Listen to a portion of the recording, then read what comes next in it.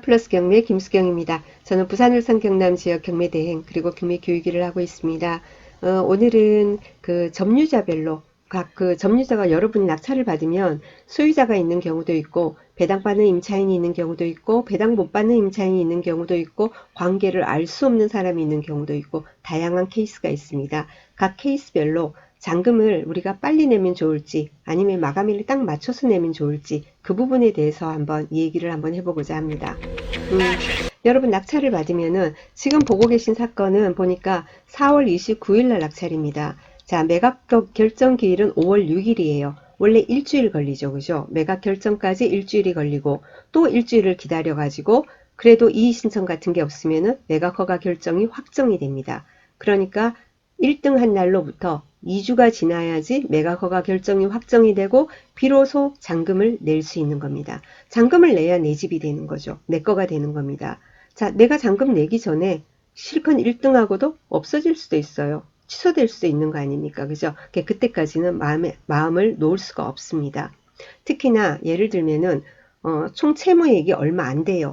예를 들면 그런 경우에는 항상 긴장 상태에 있어야 되는 거예요. 시세에 비해서 그죠? 시세에 비해서 총 채무액이 적은 경우에는 낙찰 받고도 우리 잔금 내기 전에 취하되는 경우가 있으니까 그런 경우에는 가급적이면 빨리 잔금을 내셔야 합니다. 무조건 스탠바이 하고 있다가 딱 낼 수 있으면 바로 납부하셔야 돼요. 아시겠죠? 자, 그러면은 점유자별로 한번 생각을 해보도록 하겠습니다. 자, 소유자가 있다라고 합시다. 자, 소유자가 있으면은 저 같으면은 잔금을 빨리 냅니다. 소유자가 있는 경우에는 소유자는 배당하고는 아무런 관련이 없죠. 그죠? 배당하고 관련이 없기 때문에 잔금을 빨리 내면은 명도도 빨리 앞당길 수 있습니다. 명도를 앞당길 수 있어요. 아이고, 뭐 잔금 빨리 낸다고 그 사람 빨리 나갑니까? 하는데 그건 아니죠. 그죠? 잔금 빨리 낸다고 그 사람이 알아서 일찍 나가지는 않지만은 우리가 명도를 하면 뭡니까? 법적 압박과 협상 그게 동시에 진행이 되지 않습니까? 잔금을 내야지 잔금을 내서 내 소유가 돼야지 법적인 압박을 가할 수가 있지 않습니까? 그죠?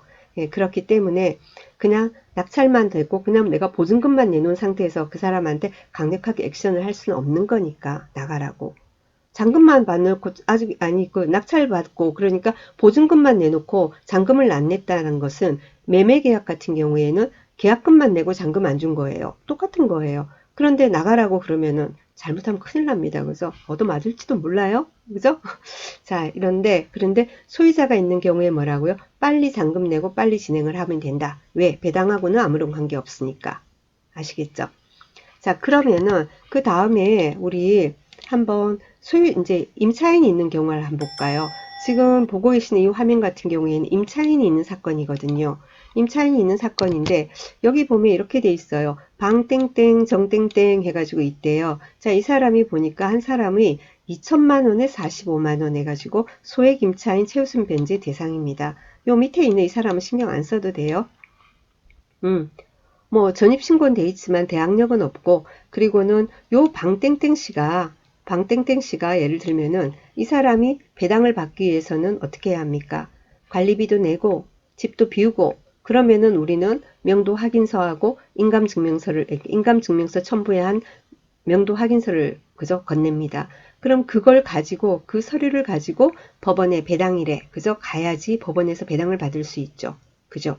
자, 그러면 이제 우리는 그러겠죠. 이 정땡땡 이 사람은 어떻게 된 거냐? 당신 아는 사람이냐? 아는 사람일 수도 있잖아요. 아는 사람이냐? 뭐냐? 그러면은 내 아는 사람이다.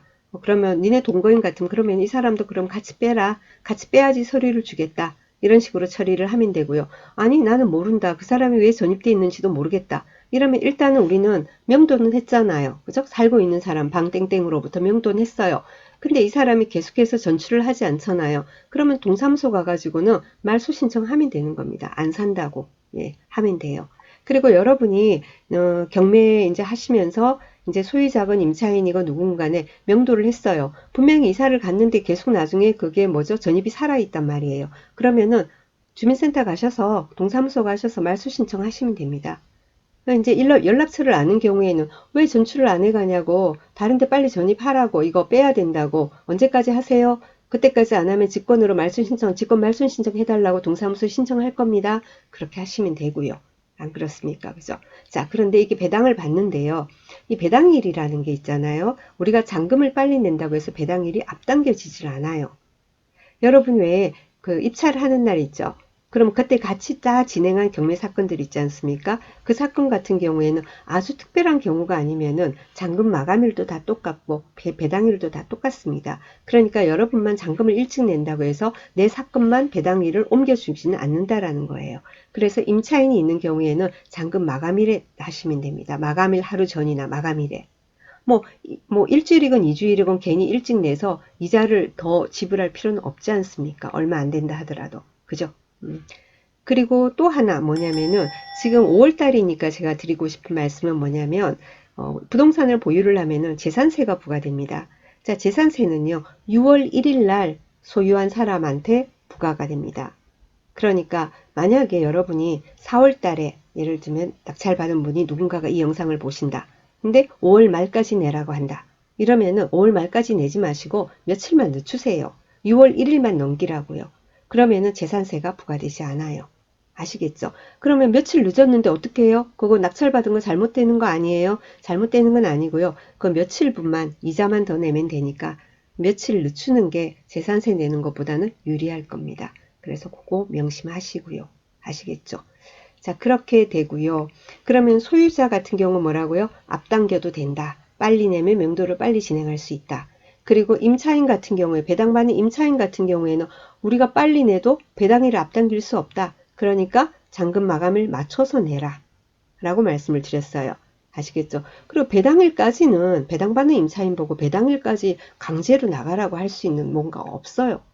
아시겠죠? 그럼 그렇게 맞춰서 내시면 되겠고 그러면은 또 이거는 소유자도 아니고 임차인도 아닌 사람이 있어요. 이거는 어떻게 해요? 이러면은요.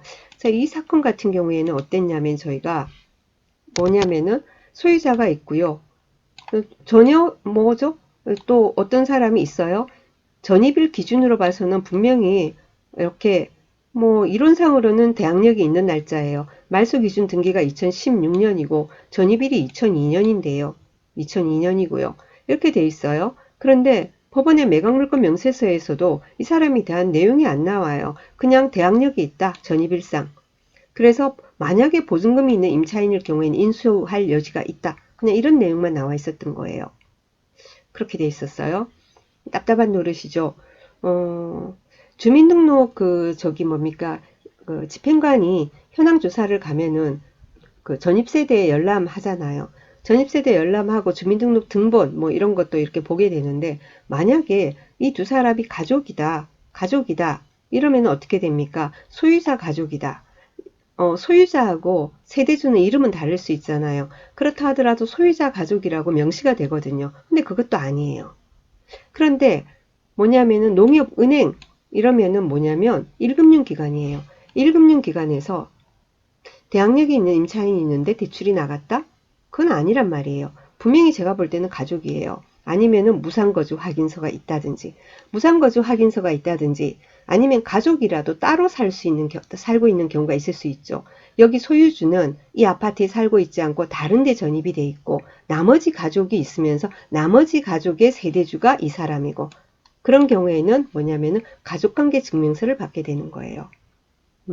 그래서 농협 측에 입찰 전에 확인 전화를 했습니다. 그러니까 는지시 그냥 표현을 하더라고요. 뭐 많이 입찰 안 들어오겠습니까? 그러더라고요. 그런 소리가 있다 없다는 아니고 뭐 그냥 많이 들어올 것 같습니다. 막 그냥 입찰하시면 안 되겠습니까? 그냥 이렇게만 얘기를 해요. 뭐 그 정도 얘기했으면 알아들어야 안 되겠습니까? 그죠? 그렇게 해서 이제 낙찰을 받았고요. 낙찰을 받은 것까진 됐는데 뭐죠? 낙찰은 받았는데 낙찰 받았으면 우리가 잔금 내야 되니까 뭐 돈을 몇 억씩 4, 5억씩 들고 막 이렇게 하지 않잖아요. 저희들. 대출을 받아야 되는데요. 은행에서 대출을 받아야 되는데 은행에서는 다른 은행에 대출을 받으니까 받으려고 하니까 이렇게 돼 있단 말이에요. 대항력 있는 임차인 막 이런 말이 있어요. 그러니까 은행에서 대출을 안 해주려고 그래요. 그럼 이 사람이 대항력 있는 임차인이 아니다. 가족이면 가족이다. 아니면 무상거주 확인서가 있다. 그 서류를 저희가 받아야 될 거 아닙니까? 그래서 농협에 요구를 해요. 이 농협 이게 이쪽으로 넘어가 있었거든요. MG 쪽으로. 그러면 이쪽으로 해서 하건 이쪽을 하건 간에 해가지고 저희가 받아야 될 거 아닙니까? 그죠? 그런데 개인정보 유출이라고 해서 저희한테 직접 서류를 건네주진 않죠. 예. 그래서 한참 고민을 하다가 뭐냐면은 법원에 그럼 좀 제출을 해달라 그랬죠. 법원에. 그러니까 그걸 자기들이 왜 해야 되냐는 식이에요. 근데 어쩌고저쩌고 해가지고는 제출을 하게 만들었습니다. 예, 법원에 제출을 하게 만들고 그리고는 우리가 법원에 뭐죠? 열람 신청 해가지고는 그 서류를 복사를 해가지고는 대출도 하고 그리고는 이제 인도명령 신청하는데도 사용하고 이런 식으로 했었습니다. 이 부분에 대해서 큰맘 먹고 제가 공개한 겁니다. 안 주던데요. 은행에서 안 주던데요. 어떻게 하죠? 소장님 어떻게 하면 좋죠? 셈 어떻게 하죠? 하면서 무지무지 질문이 많이 들어왔었는데 제가 선심 썼습니다. 공개했습니다. 잘 염두에 두셨다가 서류 확보를 하기 위해서는 직접 주지 않는 경우에는 법원으로 제출을 좀 해달라. 있다는 건 확실하니까 그런 경우에 그렇게 해가지고는 법원에 제출하면 그 다음에 열람 신청해가지고 복사해서 사용을 하면 됩니다. 아시겠죠? 그런데 그 절차는 그런데요. 중요한 거는 뭐냐면은 전화상으로 감은 잡아야죠. 분명히 서류가 있다. 확실하다. 라는 감이 들었을 때 해야 되는 거지 분명히 무조건 은행에서 대출이 나갔으니까 분명히 이 사람은 대학력인 임차인은 절대 아니야. 이런 식으로 해가지고는 하지 마시고요. 대화를 통해서나 여러 정황을 통해서 내가 그 서류를 손에 넣지는 않았지만 분명히 저쪽에서 가지고 있다는 확신이 섰을 때 꼭 입찰은 들어가야 됩니다. 자, 어쨌건 이런 경우에도 잔금을 빨리 내면 빨리빨리 진행이 됩니다. 알 수 없는 상태. 그래서 소유자도 아니고 뭐도 아니고 법원에서도 모르는 거 아니에요. 전입일상 대항력이 있으므로 인수여지 있다. 뭐 이런 말이 나와 있는 적이니까. 네, 그런 경우에 우리가 잔금을 내면서 인도명령 신청을 합니다. 인도명령 신청할 때 저희는 그 관련 서류를 다 첨부해서 제출했음에도 불구하고 법원에서 신문서를 발송했더라고요. 가족이라는 걸 저희는 다 해가지고 가족관계 증명서 다 해가지고 했는데도 어떻게 법원에서 그런 경우에는 인도명령 결정이 나와야 되는 거거든요. 그런데도 신문서를 떡하니 발송했더라고요. 어이가 없어서 나중에 막 따지고 뭐 하곤 했지만은 어쨌거나 알 수 없는 경우에는 법원에서는 일단은 신문서를 발송합니다. 그 신문서 발송을 우리가 잔금을 내야 발송할 거 아닙니까? 잔금 내고 인도명령 신청해야 발송하는 거거든요. 그렇게 발송해서 신문서를 저쪽에서 받고도 일정 기간 답이 없으면은 법원에서 인도명령 결정을 내리는 겁니다. 아시겠죠? 자, 그래서 잔금을 빨리 내요, 늦게 내요, 어떻게 해요? 하는 질문 많아서 그동안 쭉 쌓였던 이 부분에 관한 정리를 오늘 한번 해봤습니다. 도움이 되셨기를 바라고요. 5월 8일 어버이날입니다. 부모님들하고 즐거운 시간 보내시고요. 그리고 주말도 잘 보내시고 다음 주 월요일에 다시 뵙도록 하겠습니다. 감사합니다.